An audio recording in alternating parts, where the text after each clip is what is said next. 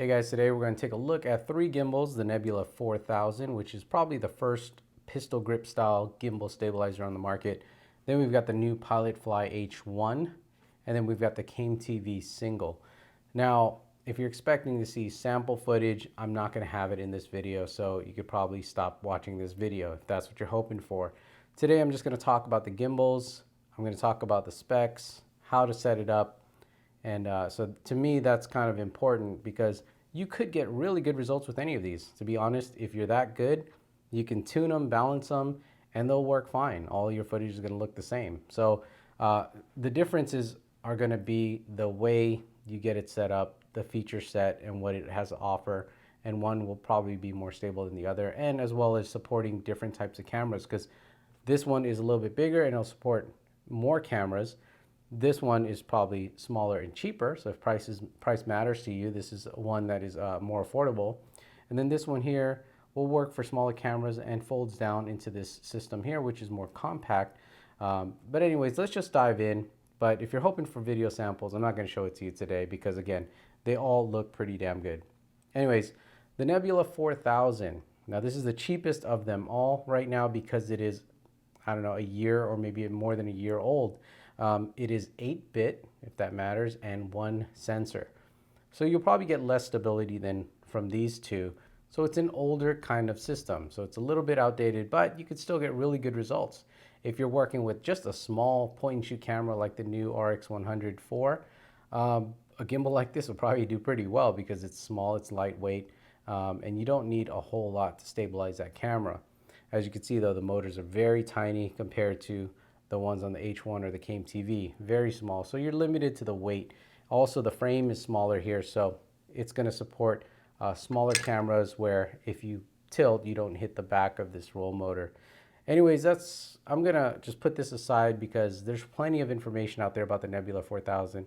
Again, of these three, it is the cheaper and probably one of the smaller models out there. So if you're just getting started, you have a small, tiny camera, it's probably a good option. If you want something a little bit more advanced, you're going to look at these two over here. So let me put this aside. All right, so now we're looking at the CameTV single or Came single and the Pilotfly H1. Now I have them on these mini tripods, so this does not come with any of the gimbals that you see here.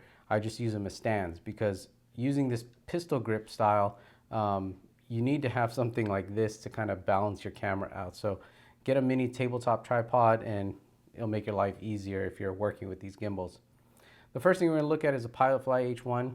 It's a 32-bit dual sensor system. This is 32-bit dual sensor also. But the difference with this one as opposed to this one is it has encoders. So if you look at the size of these motors, it's not all motor. There's actually encoders built with the motors. Now the encoders, think of it as sensors, extra sensors that this one doesn't have, and it monitors the position of the motors. For those of you who are real familiar, that's the same technology that the DJI Ronin uses, which is probably why it's very, very stable. So this one is now using the encoders, which are supported in the software as of just a few months ago. So it's very new, and hopefully they're just going to keep coming out with firmware software updates that makes the system way more stable. But alone with just the encoders, it's actually very, very stable compared to a system like the H1 that doesn't have the encoders. And I'll show you another feature of the encoders later after we balance the camera.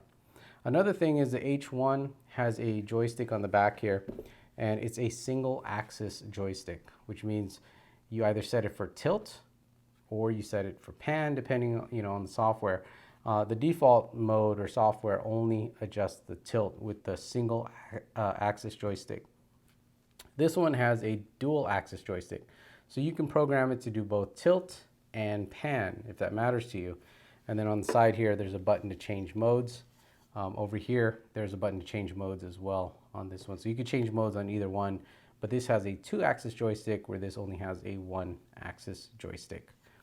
Another difference is that this has a rechargeable battery on the inside. So to charge it, you have a charging port here on the side, where the Came uses two 18650 batteries. And then they say with the new encoders, it can last up to 10 hours. Now I haven't tried that, but it'll last a long time on just two small batteries, and this one without the encoders will probably just last maybe 2 hours.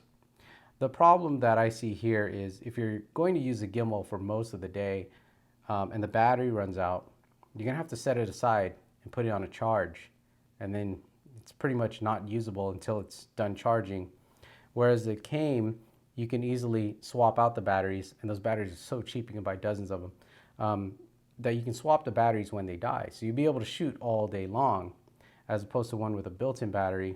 You just kind of put it to the side and just charge it, I guess. The other difference is that the H1 requires tools to balance your camera. Now, they did make it very accessible. The screws are all on the outside, so even if your camera's mounted, you could still get to the adjustment screws. But you just need to have a tool, so you need to have this one hex tool here with you when you're doing that. The Came has a quick release plate for the camera, so you get it on and off, and it's completely toolless all the way around, so you don't need a tool, so very easy to adjust. And we'll go through the steps of balancing both of them. You can see that. So overall, the Came TV Single is the more advanced gimbal with some of the new tech like the encoders here. So it's going to be something a little more future-proof than this one. The benefit I would say for the H1 is if you're using a tiny camera, a small camera, packs up very slim, comes in this little case. So it's a great little system if you're just flying, you know, these types of cameras here. Very stable. It's just some of the things aren't there that the Came TV or Came Single has. Anyways, I'm going to go through balancing them. So we have two GH4 cameras here with a 12-35, exactly the same setup. So you can kind of see what it looks like on each one. So the first thing we need to do is mount it here to the plate. And then what I like to do is balance the pitch first. So I like to set the camera on its back. And then I need this tool, loosen this screw. And what we're going to do is slide this around until we can get it to sit flat on its back. That's pretty good. Not too bad. Just got to have that tool. Okay. Now we're going to adjust the roll, which is the side to side. You can see it's kind of leaning over to its right here. So we're going to loosen the screw back here. We're going to shift the weight over.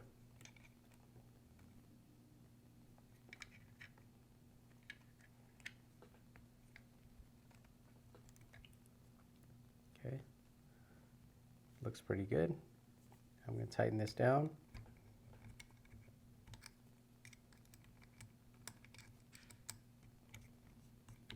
Next, I'm going to adjust the tilt by sliding the camera back and forth.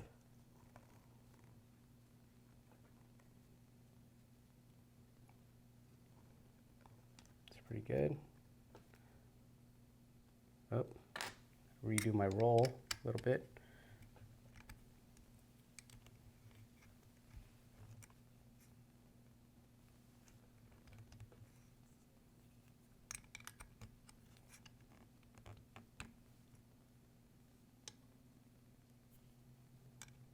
Okay.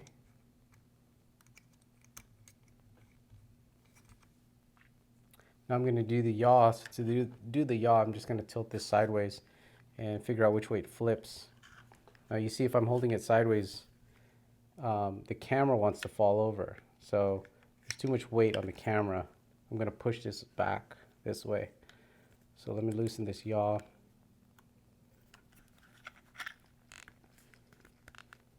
And slide this back. All right, still too far forward.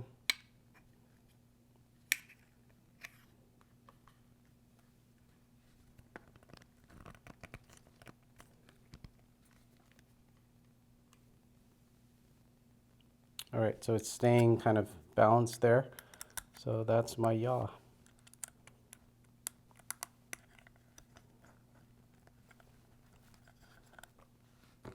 All right, not too bad, but you do need to have that tool. So now let's turn this on. There you go, we have a gimbal here. And then the joystick adjusts the tilt. And then your button here changes modes.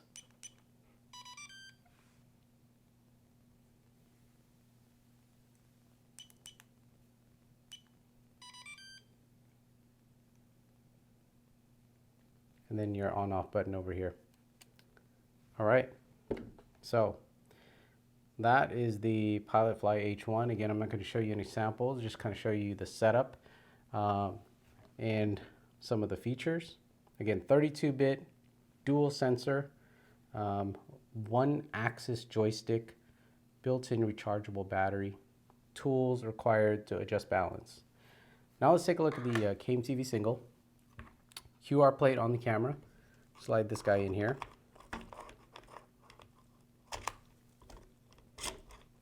Okay. So the first thing I like to do again is adjust the camera on its back, but because our roll is so off, I'm just going to adjust the roll first. So to do that, you loosen this, just slide the camera over until it's balanced. So let's just work on the roll right now. Now let me slide the camera forward. On the QR plate, you adjust the forward and back of the camera. Just kind of get that, just kind of gauge it. Now I'm going to do the back part. This is where I lay it flat on its back. So it's too top heavy, so I need to bring it down. So to do that, you just turn this knob here.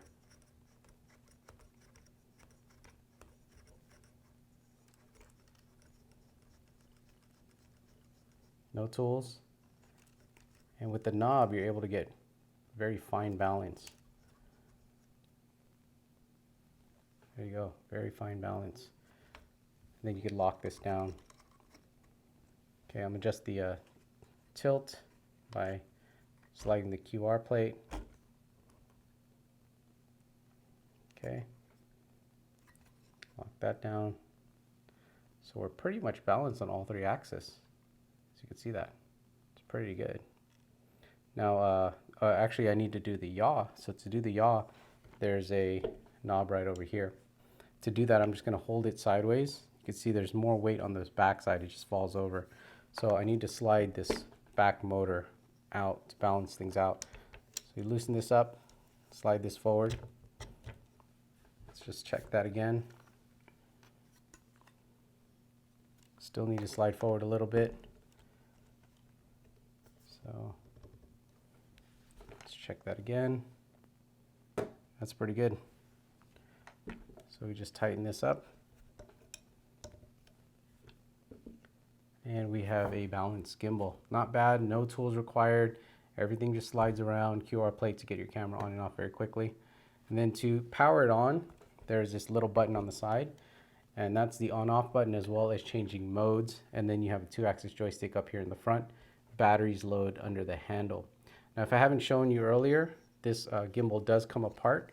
So it may not be as compact as the H1, but you just unlock this handle and you get two pieces, the handle and the gimbal. So to pack it up, it's a little bit smaller in that sense. So we just lock this back in. All right, so to power it on, we're just going to hold the button on the side for a few seconds. That's it. So we have our 2-axis joystick here. Again, this one only has one axis, so we can pan and tilt. And the modes are here on the side, so if I did twice.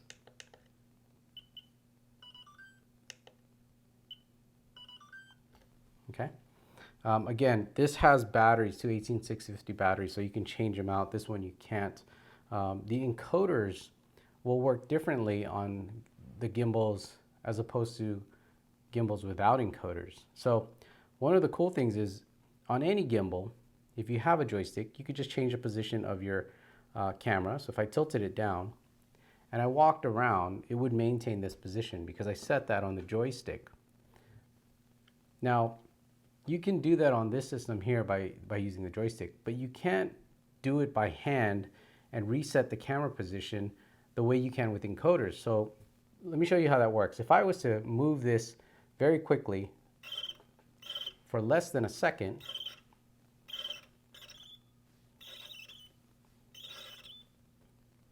so it will always return to its position if it's getting knocked around and it loses its level for just about a half a second.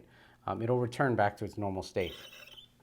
Now, if I want to be able to change my angle, I would just hold it for about 1 second or more. Now, you could change that setting in the software, but default is about 1 second. So if I was to hold it, I actually change the position of my camera, and now as I walk around or move the gimbal, it will always return to this state.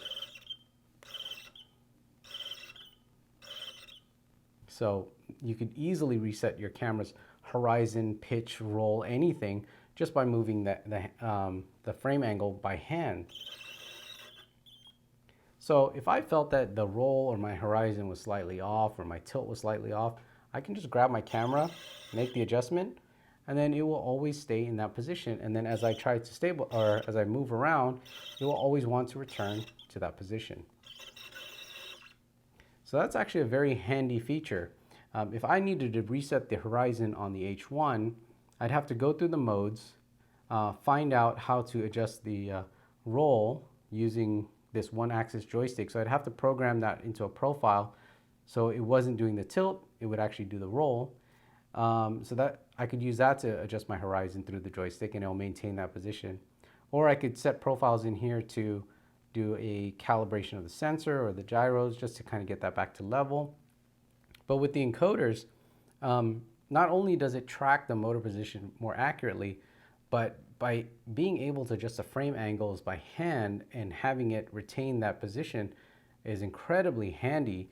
Even though you could do it a little bit on the 2-axis joystick, you notice I have the tilt and then I have my pan, but I don't have the roll. So I'd have to program that in, or now with the encoders, I can adjust my roll and I can change the horizon of my camera setting. So very cool to have the encoders in there. Anyways, like I said, I'm not going to show you samples because between the two, I could get very, very similar results.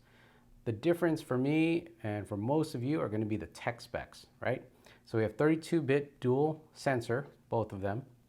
This one has swappable batteries. So you'll use it all day as long as you have batteries. This one, you're going to have to dock it and charge it. You're not going to be able to swap the batteries very easily. You also need a tool to adjust the H1. You don't need any tools here, so you don't have to worry about missing or not having something when you're out in the field. 2-axis joystick, 1-axis joystick. Encoders built in, no encoders built in. This one has a larger frame, so you're able to support larger cameras.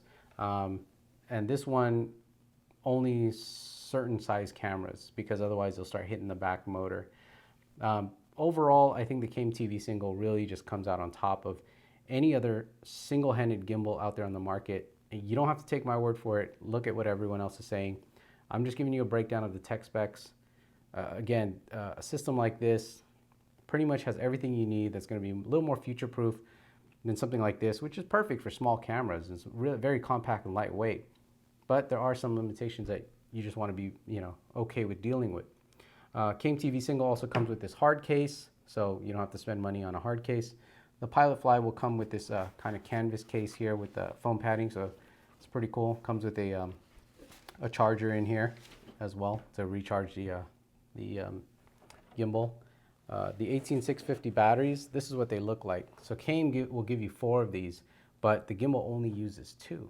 And it uses it, they say, I don't know, up to 10 hours on these 2 batteries because of the encoders. So that's pretty cool if you can.